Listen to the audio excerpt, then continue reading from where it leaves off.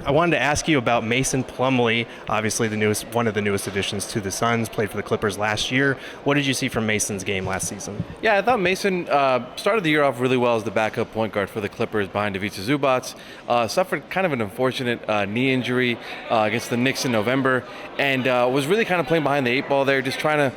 I think he came back a little too early with concern that kind of Daniel Tice was behind him and maybe losing rotation minutes. So he tried his hardest. He really was doing his best for the team. But I think he ultimately just came back a little too soon, and that affected him. But in the minutes that he was healthy and available, even the year before that, he was fantastic for them. Has the ability to play, make a decent pass to cutters and stuff like that. So he's a high IQ guy. I think last year was just unfortunate with the injury. I think Mason's season's a tale of two different seasons.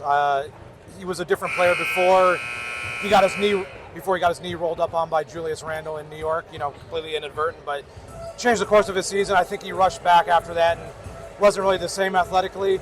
But if he's healthy, I do think that there's athleticism. I do think there's secondary playmaking he can give out of elbow sets and stuff like that.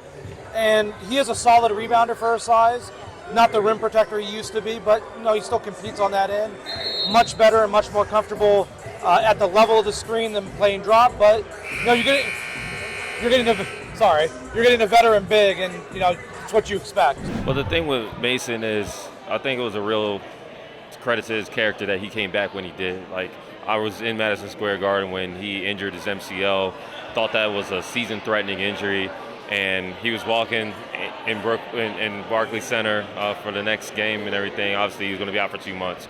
So I think a lot really has to be looked at in those lenses with the fact that he wasn't able to be himself for pretty much the entire season.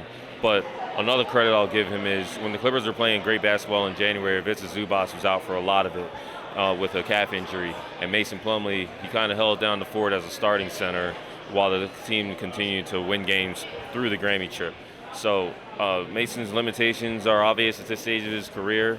I think the athleticism is something that has to be kind of, monitored a little bit. But he's a cerebral guy. He's an outstanding passer. It's not lost to me that the Suns picked up guys in Mason Plumlee and also Iguodala who are really good passers at this stage of their careers to go along with Jusuf Nurkic, who's an above-average passing center as well. I think it really will behoove Coach Bud to really implement that into whatever he does with Phoenix's offense next season. When you look at the second tax apron for the NBA, obviously the Suns, Clippers, Nuggets, those are kind of the three teams that come to mind in terms of the Clippers and the Nuggets kind of trying to duck under that second tax apron, the Suns diving headfirst into it. What's kind of been your read on how that new CBA has impacted teams in that position? Well, choices are being made, that's for sure. The Suns can't really do much. They're like, screw it, like we ain't developing nobody, no way.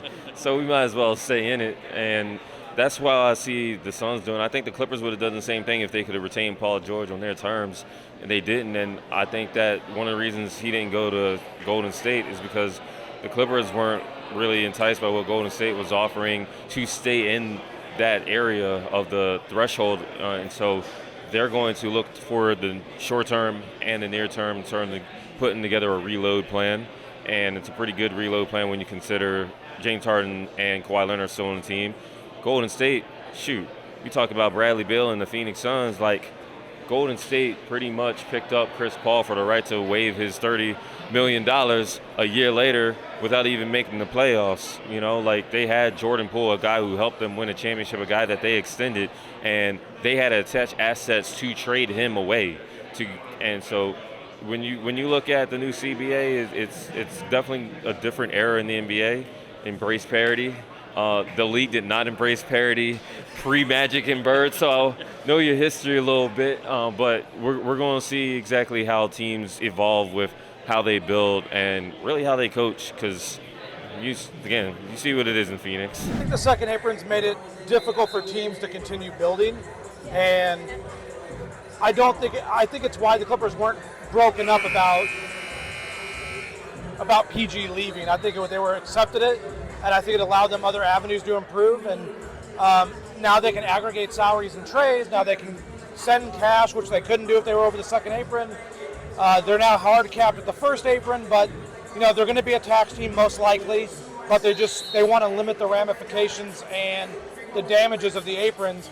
And the second apron's changing everything. You know, like you said, the Suns are going full bore into it, and I actually applaud them for it. We'll see what happens next year. They'll probably have to, you know, make a decision, but you make that decision when you have to get there. The Clippers probably just decided to just kind of retool their bench entirely. I think they'd had a similar bench for a while now. They wanted to just kind of go in a different direction. But yeah, they were a second apron team, and if Paul George was able to walk, which he ultimately did, that would get him under the second apron. And then they were able to get, I think, under the first, and I think just under the repeater tax as well, if I'm not mistaken. So they had to renounce a bunch of guys. I think, you know, Brandon Boston's still unsigned, but they still have his rights. Russell Westbrook's expected to be gone. PJ Tucker's still on the roster, but expected to be gone. There's a couple other guys on the team, but I think ultimately, you know, the second apron is just very stringent, very strict. Like, if you're in that second apron for 3 out of 4 years, you lose access to that draft pick or ability to use it the way you want to. So, you know, I think understanding they're probably not a championship contender right this second, best to just stay under the second apron, recoup, you know, reset that number, and then kind of see what you have with James Harden and Kawhi. I think the league is trending more towards 2-star teams as opposed to 3-star teams. So that's where the Celtics and the Suns are kind of unique in that aspect. But look, I think the second apron is coming for them all.